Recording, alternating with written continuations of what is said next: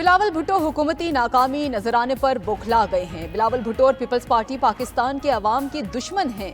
سعودی مہمان آئے مگر بلاول بھٹو نے غلط تاثر دیا۔ بلاول بھٹو کی حکومت نے بجلی پھر سے مہنگی کر دی ہے۔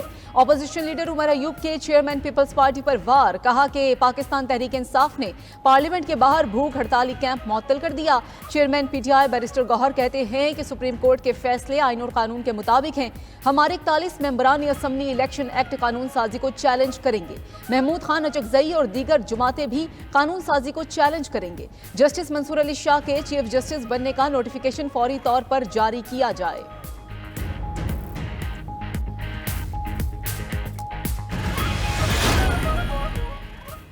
سیاست میں مفاہمت کے راستے کو کبھی نہیں چھوڑنا چاہیے۔ پی ٹی آئی سے مذاکرات ہر وقت چل رہے ہوتے ہیں۔ جے یو آئی کے سربراہ مولانا فضل الرحمان کہتے ہیں سیاست میں شدت پسندی اختیار کریں گے تو اس کے نتائج اچھے نہیں ہوں گے۔ مسائل کے حل کے لیے حکومت کو سنجیدہ ہونا پڑے گا۔ ملک کے حالات اچھے نہیں لیکن اتنے برے بھی نہیں کہ انہیں ٹھیک نہ کیا جا سکے۔ سیاستدانوں کو کسی ایک پوائنٹ پر اکٹھا ہونا ہوگا۔ ملک اور قوم کی خاطر مذاکرات کے عمل کو جاری رہنا چاہیے۔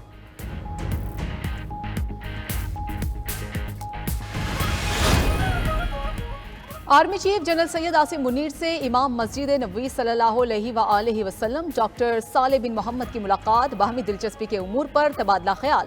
ملاقات میں پاک سعودی تعلقات پر اطمینان کا اظہار۔ آرمی چیف نے معزز مہمان کا خیر مقدم کیا، کہا کہ امام مسجد نبوی کا دورہ پاکستانی عوام کے لیے اعزاز کی بات ہے۔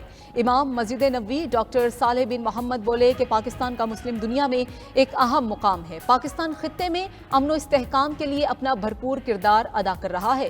امام مسجد نبوی نے امت مسلمہ کے امن، استحکام اور اتحاد کے لیے دعا کی۔ اسپیکر قومی اسمبلی ایاز صادق سے بھی مسجد نبوی صلی اللہ علیہ وآلہ وسلم کے امام ڈاکٹر صالح بن محمد کی ملاقات۔ ایاز صادق نے کہا امام مسجد نبوی صلی اللہ علیہ وآلہ وسلم کی پارلیمنٹ آمد باعث مسرت و برکت ہے۔ مسجد نبوی صلی اللہ علیہ وآلہ وسلم کا مسلمانوں کے دلوں میں خاص مقام ہے۔ ڈاکٹر صالح بن محمد چیئرمین پیپلز پارٹی بلاول بھٹو سے بھی ملے۔ ملاقات میں دو طرفہ تعلقات اور باہمی دلچسپی کے امور پر گفتگو۔ امام مسجد نبوی صلی اللہ علیہ وآلہ وسلم نے فیصل مسجد اسلام آباد میں نماز جمعہ کا خطبہ دیا اور امامت کی۔ سینکڑوں شہریوں نے ان کی اقتداء میں نماز جمعہ ادا کی۔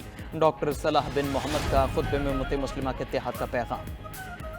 پاکستان اور چین دوستی کے مضبوط رشتے میں بندھے ہیں، برادرانہ تعلقات کو مضبوط تجارتی تعلقات میں تبدیل کریں گے۔ وزیر اعظم شہباز شریف کی کراچی میں بین الاقوامی کمپنیز کے نمائندوں سے گفتگو، کہا سی پیک کے دوسرے مرحلے میں B2B پر توجہ دی جا رہی ہے۔ بین الاقوامی فوڈ اینڈ ایگریکلچر نمائش کی تقریب سے خطاب میں کہا آئندہ سال کے لیے زرعی برآمدات کا ہدف $7 ارب ہونا چاہیے۔ زراعت میں ترقی کے لیے ٹیکنالوجی استعمال کرنا ہوگی۔ وزیر اعظم کا 1000 زرعی ماہرین کو تربیت کے لیے چین بھیجنے کا اعلان۔ وزیر اعظم شہباز شریف سے وزیر اعلیٰ سندھ مراد علی شاہ کی ملاقات، مختلف ترقیاتی منصوبوں اور مسائل پر بات چیت ہوئی۔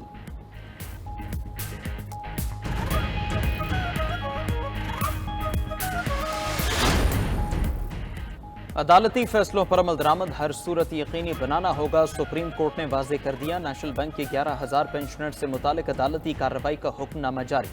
جسٹس منصور علی شاہ کی سربراہی میں سپریم کورٹ کے 3 رکنی بینچ نے کیس کی سماعت کی۔ عدالت نے حکم نامے میں کہا انفرادی شخصیات یا اداروں کے پاس عدالتی فیصلے پر عمل درآمد کے سوا کوئی چارہ نہیں۔ فیصلوں کو نظر انداز کرنا یا عمل درآمد میں تاخیر آئینی ڈھانچے کو چیلنج کرنے کے مترادف ہے۔ سپریم کورٹ کو بطور اپیکس کورٹ آئینی تشریح اور آئین پر عمل درآمد کا اختیار حاصل ہے۔ سپریم کورٹ کے فیصلے محض سفارشات یا ایڈوائزری نہیں ہوتے۔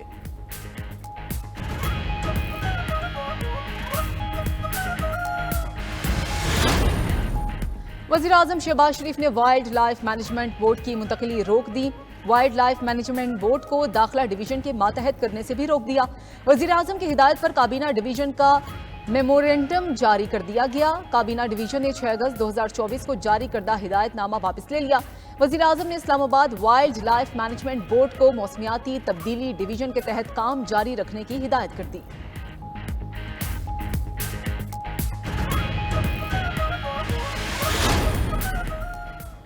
ایران کو شاہین 3 میزائل دینے کی خبریں بے بنیاد قرار۔ پاکستان نے ایسی تمام رپورٹس کو مسترد کر دیا۔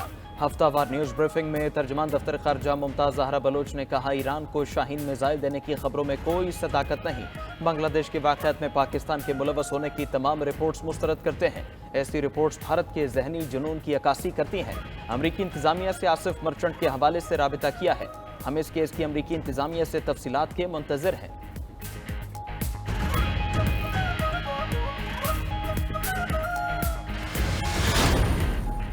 2024 میں سرکاری قرضہ 67.5 کھرب تک پہنچ گیا۔ 2008 میں سرکاری قرض 6.1 کھرب تھا۔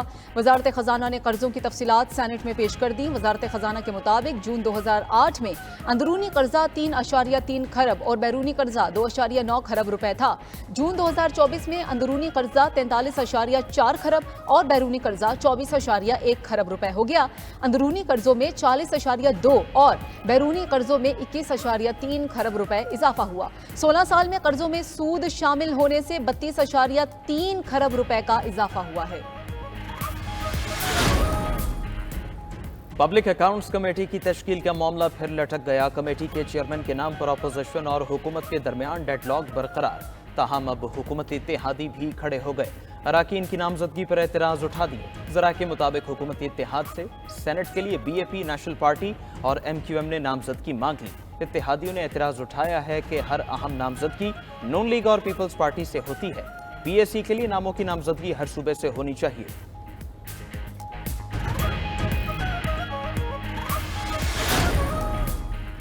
الیکشن ترمیمی ایکٹ 2024 لاہور ہائی کورٹ میں چیلنج، شہری کی درخواست میں وفاقی حکومت، الیکشن کمیشن، صدر اور وزیر اعظم فریق بنائے گئے ہیں۔ درخواست میں موقف اپنایا گیا ہے کہ سپریم کورٹ کے فیصلے کو ختم کرنے کے لیے الیکشن ایکٹ میں 4 ترامیم کی گئیں۔ ترمیمی ایکٹ بحث اور متعلقہ کمیٹی کی منظوری کے بغیر پاس کیا گیا۔ Lahore high court election act 2024 کو کالعدم قرار دے، درخواست کے حتمی فیصلے تک ترمیمی ایکٹ پر عمل درآمد روکا جائے۔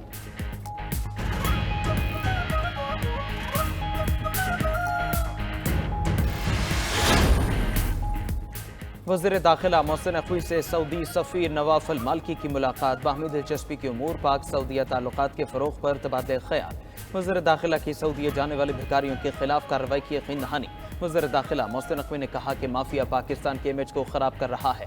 سعودی سفیر نے کہا کہ پاکستان کے ساتھ بھائیوں جیسے تعلقات ہیں۔ وزیر داخلہ محسن نقوی کا مری روڈ فیض آباد تا سرینا چوک کا دورہ، فیض آباد تا سرینا چوک سڑک کا معائنہ کیا۔ اسلام آباد کے مرکزی داخلی راستے فیض آباد تا سرینا چوک کو ماڈل روڈ بنانے کا حکم دے دیا۔ فیض آباد تا سرینا چوک کے دونوں اطراف تمام تجاوزات ہٹانے کی ہدایت۔